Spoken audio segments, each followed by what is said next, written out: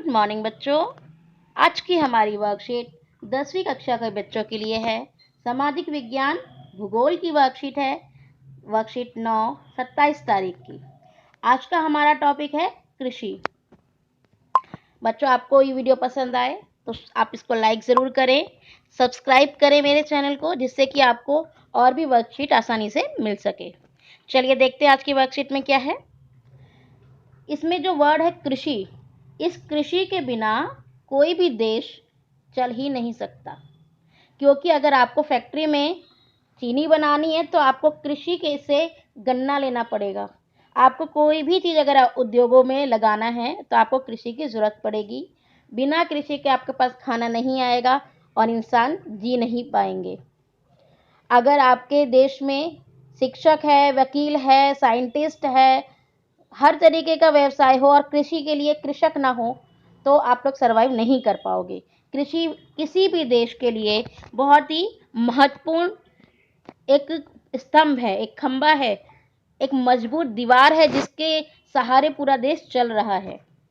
चलिए हम आगे और देखते हैं इसमें क्या क्या बताया गया हमको। कृषि की दृष्टि से भारत एक महत्वपूर्ण देश है, क्योंकि हमारे देश में कृषि काफ़ी बड़े पैमाने पर की जाती है। आधी से ज़्यादा जनसंख्या हमारे यहाँ कृषि कार्यों में संलग्न है, मतलब लगी हुई है। कृषि एक प्राथमिक क्रिया है। प्राथमिक का मतलब होता है कि पहली। देखिए, प्राथमिक मतलब पहला, द्वितीयक, तृतीयक, इस तरीके से क्षेत्र होते हैं। पहले क्षेत्र में जो कुछ हमें प्रकृति ने दिया होता है वो सारी चीज़ें हमारी प्राथमिक क्षेत्र में आ जाती हैं। द्वितीयक में हमारे सारे उद्योग वगैरह आ जाते हैं जो कि मनुष्य द्वारा बनाए जाते हैं। यानी कि जो हमें प्रकृति दे रही है वो फर्स्ट में आ गया, जो हम फैक्ट्रीज में बना रहे हैं वो सेकंड में आ जाता है। तीसरे में आती हैं सेवाएं, यानी कि कुछ उत्पादन हो तो रहा है पर दिखता नहीं है, जैसे डॉक्टर, बैंक, बीमा, ये सारे जगह काम तो हो रहा है। आप ये नहीं कह सकते कि आप कितने किलो ठीक हुए, है ना। तो वो चीज़ें दिखती नहीं है पर काम हो रहा होता है। आप टेलीफोन यूज़ कर रहे हो, वो भी सेवा के अंतर्गत आता है। संचार व्यवस्था, सब ये सब चीज़ें सेवा के अंतर्गत आती हैं। ठीक है। तो पृथ्वी, जो हमारा पृथ्वी के ऊपर अगर हम भूमि का सबसे ज़्यादा अगर उपयोग कर रहे हैं तो वो हम कृषि के रूप में ही कर रहे हैं। चलिए देखते हैं आगे। कृषि एक प्राथमिक क्रिया है जो हमारे खाद्यान्न उत्पन्न करती है। खाद्यान्न का मतलब हमारा भोजन। खाद्यान्न के अतिरिक्त अन्य विभिन्न उद्योगों के लिए भी कच्चा माल हमें कृषि से ही मिलता है। इसके अलावा चाय, कॉफ़ी, मसाले, इन सब का हम निर्यात करते हैं, व्यापार करते हैं। ये सब चीज़ें हमें कृषि से ही मिलती है। अब यहाँ पर आपको कृषि के टाइप्स दिए हुए हैं कि कृषि कितने प्रकार की होती है। अब देखिए, जैसे कि आप कृषि कर रहे हो, बहुत नॉर्मल से कृषि कर रहे हो, थोड़ा बहुत सामान लेकर के, बहुत बड़े लेवल पे नहीं, छोटे लेवल पे आप जब कृषि करते हो तो वो प्रारंभिक जीवन निर्वाह कृषि कहलाता है। इसमें क्या होता है, बहुत ही छोटा लेवल होता है, ज़्यादा मशीनरी का इस्तेमाल नहीं हो रहा होता है। फिर आता है गहन जीविका कृषि। जिस क्षेत्र में बहुत ज़्यादा जनसंख्या होती है वहाँ पर बड़े पैमाने पर भोजन के लिए इस तरीके की कृषि की जाती है। फिर आता है वाणिज्यिक कृषि। वाणिज्यिक कृषि का मतलब होता है ऐसी कृषि जो कि व्यापार के लिए की जाती हो।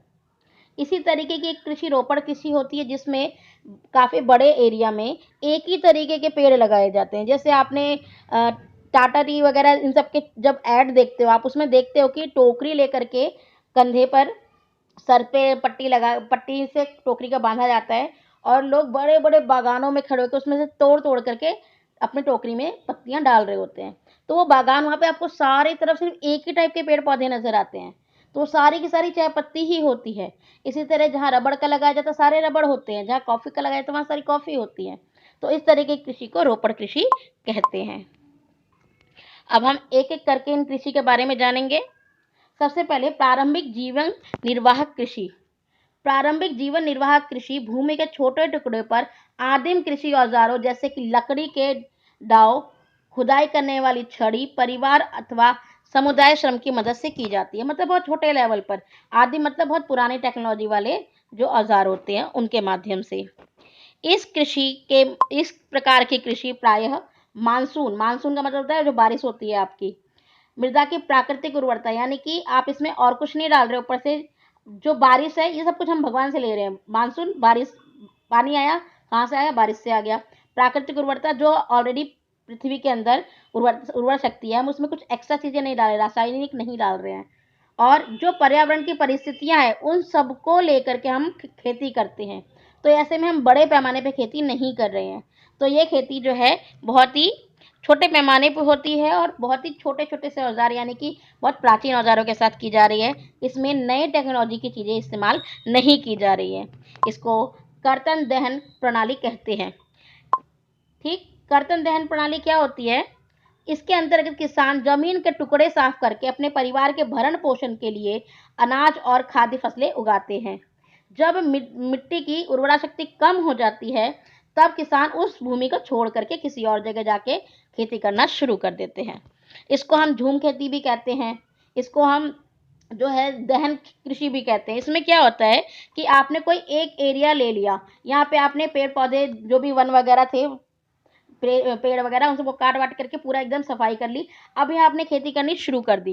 जब आपने खेती कर ली, हाँ, यहाँ एक बार कर ली, 2 बार कर ली, 3 बार कर ली, हर बार खेती करने के बाद इसकी उर्वरा शक्ति कम होती जाती है। जब इसकी उर्वरा शक्ति बहुत कम हो जाती है, जैसे कि आलू आपने उगाया, पहले इतना बड़ा, छोटा छोटा छोटा छोटा होता जाएगा, तो उस मिट्टी को दोबारा सांस लेने के छोड़ देते हैं और हम दूसरी वाली जो भूमि है उसको साफ करके फिर वहां खेती करना शुरू कर देते हैं। इसको हम झूम खेती भी कहते हैं। अब नया टाइप हमारा गहन जीविका कृषि। जहां पर जिस भूमि पर जनसंख्या का दबाव ज्यादा होता है वहां पर ये कृषि जो है की जाती है।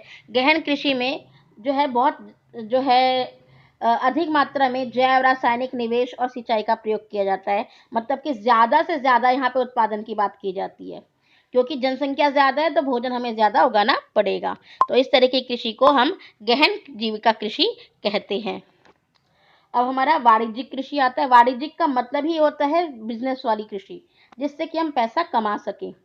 इस प्रकार की कृषि के मुख्य लक्षण आधुनिक निवेश, यानी पैसा लगाना, अधिक पैदावार देने वाले बीज, रासायनिक उर्वरक, कीटनाशक, यानी कि वो सारी चीजें हम इस्तेमाल कर रहे हैं जिससे कि हमें उच्च पैदावार प्राप्त हो, यानी ज्यादा से ज्यादा हमें अनाज प्राप्त हो। कृषि के वाणिज्यीकरण का स्तर विभिन्न प्रदेशों में अलग अलग होता है। जैसे कि कहीं पर जो है चावल उगाया जा रहा है सिर्फ, तो कहीं पर कोई और फसल उगाई जा रही है। अब जो चावल है वो हरियाणा और पंजाब में तो एक बेचने वाली फसल है, लेकिन उड़ीसा में जीविका वाली फसल है, यानी कि खाद्यान्न की फसल है। तो हमें नजर आ रहा है फर्क इसमें। अगर हम जीविका की फसल बोलते हैं तो ये बेचने की जगह लोगों के भोजन के लिए बनाई जा रही है, लेकिन वाणिज्यिक कृषि जो है भोजन के साथ साथ इसका व्यापार करना भी मेन लक्ष्य होता है। अब हमारा आता है रोपड़ कृषि। रोपड़ कृषि भी एक प्रकार की वाणिज्यिक कृषि है। इसमें क्या है, एक लंबे चौड़े क्षेत्र के एकल फसल उगाई जाती है। एकल का मतलब है कोई एक फसल, और यहाँ पर काफी ज्यादा पैसा लगता है, लोग लगते हैं। आप अगर देखो तो बागानों में बहुत सारे लोग जो हैं उसमें काम कर रहे होते हैं। इसमें सारा का सारा उत्पादन उद्योगों में कच्चे माल के रूप में प्राप्त होता है। इसका जो जो मटेरियल है, अब जैसे आपने चाय पत्ती सारी तोड़ी तो सारी उद्योगों फैक्ट्रीज में जाती हैं, उसके बाद उसको चाय पत्ती बनाया जाता है।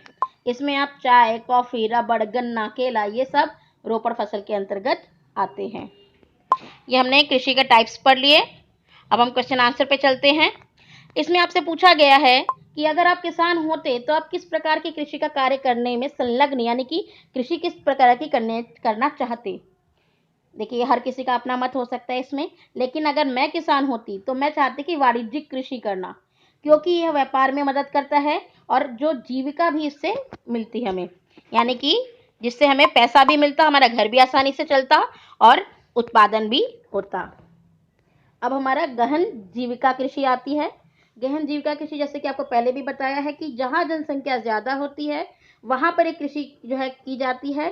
खाद्यान्न का उत्पादन किया जाता है। एक ही वर्ष में यहाँ पर 2 या 2 से ज्यादा बार भी फसल उगाई जाती है। ये बहुत ही मेहनत वाली कृषि होती है।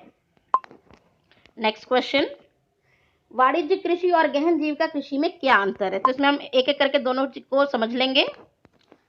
जो हमारी वाणिज्यिक कृषि है, इसका काम क्या है? इसका काम है हमें व्यापार में हेल्प करना। ठीक, वाणिज्यिक कृषि में आधुनिक निवेश के लिए उपज उगाई जाती है। इसमें अधिक पैदावार देने वाले जो रासायनिक उर्वरक है, कीटनाशक है, उनके माध्यम से उच्च पैदावार प्राप्त करना इनका लक्ष्य होता है। यानी कि यहाँ पे ज़्यादा से ज़्यादा हमें फसल चाहिए होती है, इसीलिए हम इसमें उर्वरक और कीटनाशक इन सब का इस्तेमाल भी करते हैं। अगर आप अपने घर में अगर कोई छोटा सा चीज़ उगाते हो, आप उसमें लाके केमिकल्स तो नहीं डालते, लेकिन जब बड़े पैमाने पे कृषि की जा रही है, वाणिज्यिक कृषि, तो वहाँ पे केमिकल्स का भी प्रयोग किया जा रहा है। ये हर प्रदेश में अलग अलग टाइप की हो सकती है, जैसे कि हरियाणा, पंजाब में चावल एक वाणिज्यिक कृषि है और इन सब इसका जो मुख्य लक्ष्य होता है व्यापार। जबकि हम गहन कृषि अगर हम देखें तो गहन कृषि का मुख्य लक्ष्य होता है जनता जो जनसंख्या है, जो जनता है हमारी, उसको खाद्यान्न उपलब्ध कराना। मुख्य काम होता है लोगों को भोजन उपलब्ध कराना।